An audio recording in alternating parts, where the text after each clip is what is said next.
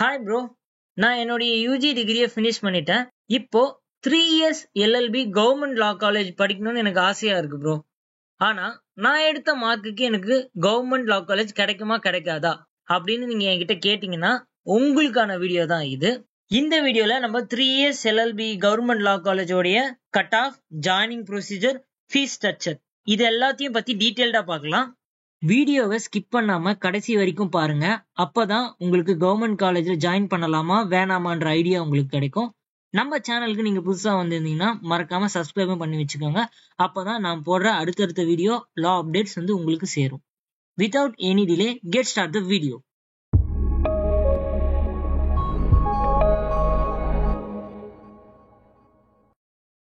இப்போ நீங்க 3 years LLB government லா college join பண்ண போறேன் அப்படின்னு வந்துட்டீங்கன்னா முதல்ல நீங்க தெரிஞ்சுக்க வேண்டிய விஷயம் இதுதான்.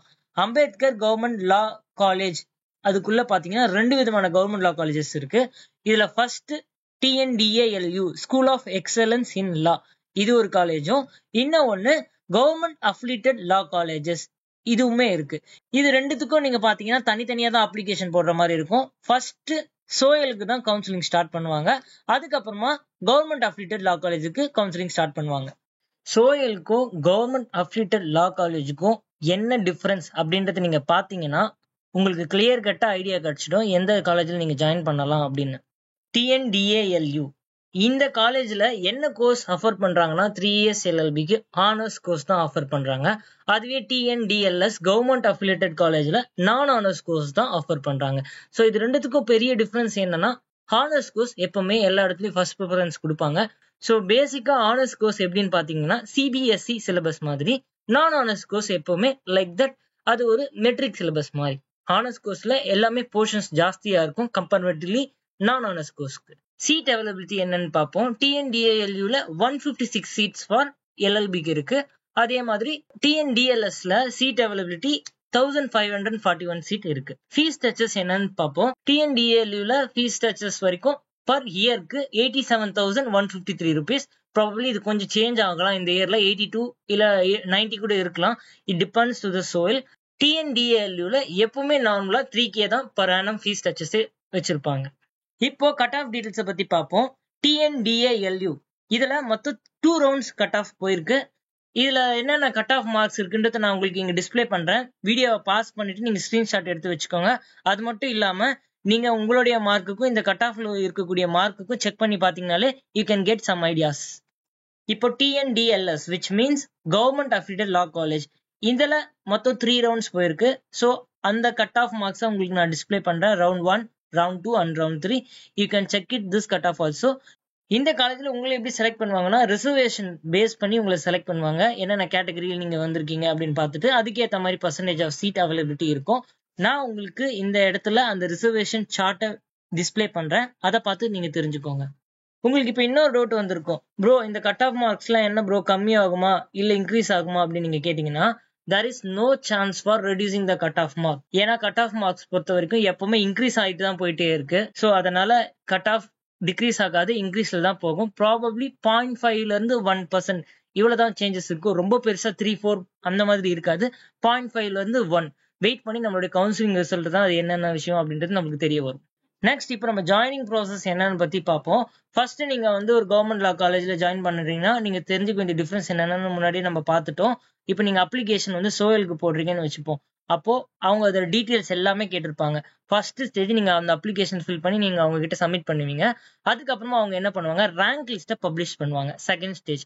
So rank list which means அதுல உங்க நேம் வரும். இந்த கோர்ஸுக்கு நீங்க இத்தனை பேர் செலக்ட் ஆயிருக்காங்க. 1 to some kind of like 156 seat இருக்குன்னா அங்க 156 பேருடைய அந்த ரேங்க் லிஸ்ட்ல இருக்கும்.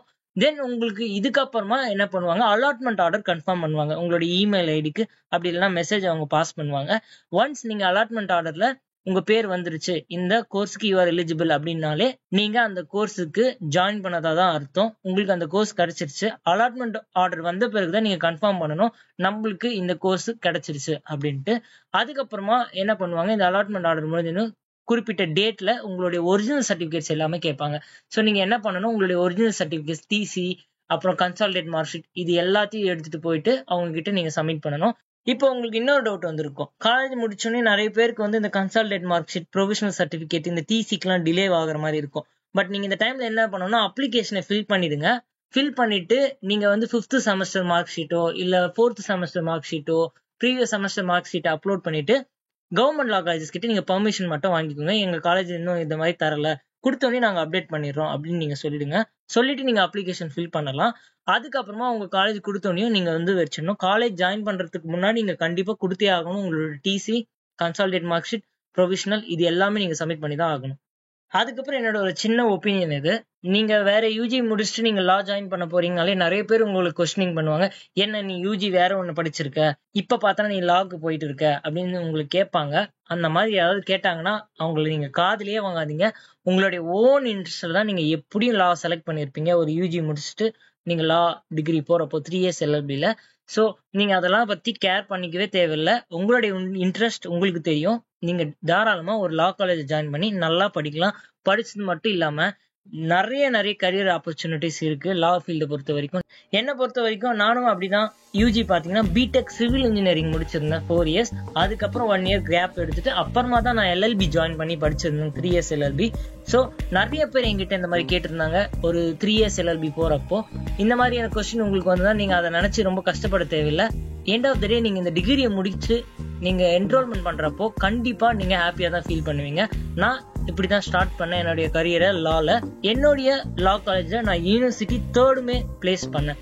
சோ அந்த டைம் எனக்கு சிஎஸ்சி தெரியாது. நான் இன்ஜினியரிங் யூஜி படிக்கிறப்போ ஒரு ஆவரேஜ் ஸ்டூடெண்டா தான் நான் என்னுடைய ஸ்டடிஸ் எல்லாம் இருந்துச்சு. பட் நான் லா காலேஜ் ஜாயின் பண்ணவனையும் அந்த டாப் 3 ரேங்க் என்னோட யூனிவர்சிட்டியில எடுப்பேன்னு நான் கொஞ்சம் கூட எதிர்பார்க்கல. 86% ஆஃப் மார்க் நான் எடுத்தேன். சோ அதே மாதிரி தான் நீங்க கண்டிப்பா உங்களாலையும் முடியும். நீங்க லா எடுத்தீங்கன்னா கண்டிப்பா நீங்களும் சக்சஸ் ஆகலாம். நிறைய ஆப்பர்ச்சுனிட்டிஸ் இருக்கு. அதே மாதிரி நம்மளுடைய ப்ரொஃபஷன் அட்வொகேட்ன்ற வரப்போ அதுக்கு தனி மாஸ் அண்ட் கெத்தே இருக்கு. உங்களுக்கு சொல்ல வேண்டிய அவசியம் இல்ல.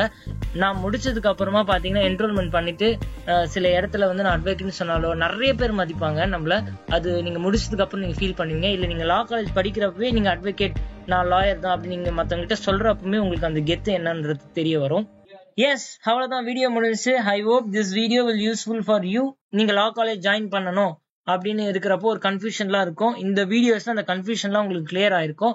உங்களுடைய ஃப்ரெண்ட்ஸ் யாராவது லா ஜாயின் பண்ணணும் அப்படின்னு வெயிட் பண்ணிட்டு இருந்தாங்கன்னா மறக்காம இந்த வீடியோவை அவங்களுக்கு ஷேர் பண்ணி விட்டுருங்க. கண்டிப்பா உங்களுக்கு இந்த வீடியோ பயங்கர ஹெல்ப்ஃபுல்லா இருக்கும். நான் போடுற வீடியோ உங்களுக்கு பிடிச்சிருந்தது, என்னோட வே ஆஃப் கண்டென்ட் எக்ஸிகியூஷன் பிடிச்சிருந்தா நம்ம சேனலுக்கு சப்ஸ்கிரைப் பண்ணிட்டு லைக் பட்டனை பிரஸ் பண்ணுங்க. சோ அது எனக்கு இன்னும் நல்ல மோட்டிவேஷனை கொடுக்கும். இந்த வீடியோ முடிஞ்சிச்சு. நம்ம இன்னொரு வீடியோல பார்ப்போம். Signing off by Aravindan.